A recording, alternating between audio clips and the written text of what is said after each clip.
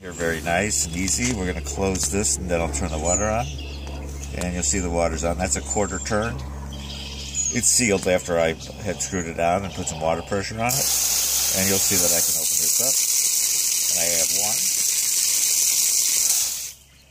And I can have another one. And you see how nice that comes out. Good water pressure. Doesn't even hit the tap.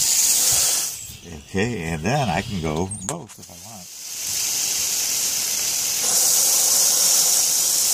Any hose, any appliance you want. You can run 2 hoses or 1 hose. Don't have to disconnect your hoses all the time. You can see that, and you can just turn it off up there if you want. Or you can turn it up on there and just leave it open. And there you go. How nice is that? That's very nice. Okay, and we turn that off. And that's pretty good, huh?